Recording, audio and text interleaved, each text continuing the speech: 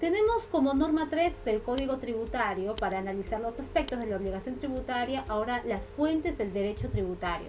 Tenemos que saber nosotros el momento de realizar nuestra defensa legal ante una municipalidad o también para fundamentar nuestras decisiones respecto a las solicitudes o reclamos que tengamos de los contribuyentes. Yo como administración tributaria municipal, saber cuál es mi base legal, cuál es la fuente de mi base legal del derecho tributario.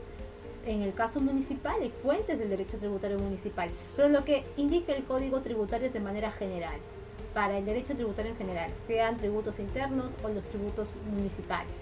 Tenemos como principal fuente del derecho tributario la Constitución, las disposiciones constitucionales. Aquí lo resalto. Habíamos mencionado en los módulos anteriores que la Constitución es la norma fundamental, es la madre de todas las normas, en términos sencillos.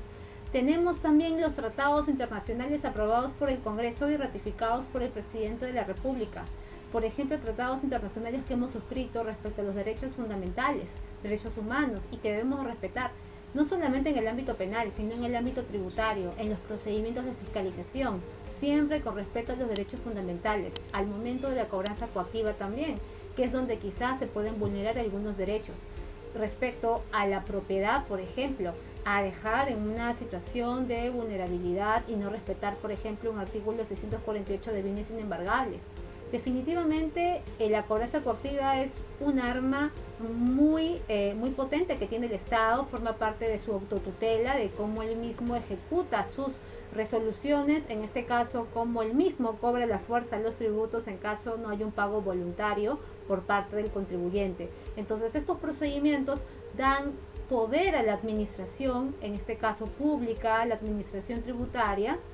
En el caso de la cobranza coactiva, el ejecutor coactivo también tiene esta potestad coactiva, pero que siempre se tiene que dar en respeto irrestricto, en respeto riguroso de los derechos fundamentales y de aquellos derechos que también estén firmados y contenidos dentro de los tratados internacionales que hayan sido aprobados por el Congreso y suscritos y ratificados por el Presidente de la República. Leyes tributarias y las normas de rango equivalente. Las leyes tributarias definitivamente son fuente del derecho. Aquí, por ejemplo, podemos observar a la Ley de Tributación Municipal, el Decreto Legislativo 776 y normas de rango equivalente. Por ejemplo, también vemos las ordenanzas municipales. La Ley de Tributación Municipal lo que origina es esta regulación, creación de los impuestos, porque los impuestos se crean por ley o por decreto legislativo.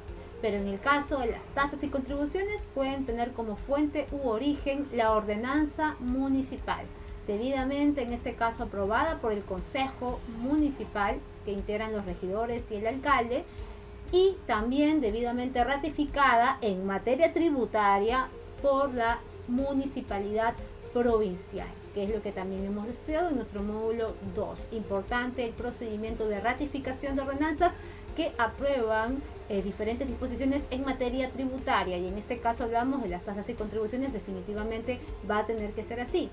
Otra fuente del derecho tributario, las leyes orgánicas o especiales que norman la creación de tributos regionales o municipales.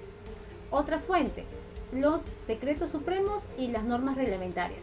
En este caso, cuando hablamos de los decretos legislativos que podrían regular algunos tributos internos, crear, exonerar, modificarlos, también toda ley debe de contar con su reglamento. Un reglamento que no cree más tributos, que no desnaturalice tributos, es un reglamento que permite concretizar algunos aspectos que podrían ser desarrollados de una manera más precisa, pero sin crear mayores cargas tributarias, sobre todo con respecto a la prestación tributaria en sí. Eso no se podría realizar a través de un reglamento. Eso sí debería estar claramente establecido en la propia ley o el decreto legislativo. El decreto supremo no podría crear un nuevo deudor tributario. Este deudor tributario debería estar previamente establecido en la ley o el decreto legislativo. Al igual también en el ámbito municipal, las ordenanzas municipales deben de regular, en este caso, las partes, los sujetos que componen la obligación tributaria, que están en función del tributo, llámese tasa, o en función del tributo, llámese contribución. Los decretos de alcaldía definitivamente podrían también reglamentar algunos aspectos de la obligación tributaria, por ejemplo, la forma y lugar para el pago. Sabemos que en el estado de emergencia, producto de la crisis por el COVID-19, muchas municipalidades lo que han hecho es, a través de una ordenanza o su decreto de alcaldía, han prorrogado los plazos para el pago de las primeras cuotas por concepto del impuesto predial. Esto a fin de no generar intereses moratorios y que terminen perjudicando un poco la economía del contribuyente. También no solamente han prorrogado plazos de vencimiento, adicionalmente han prorrogado el plazo para la presentación de la declaración jurada por el impuesto predial.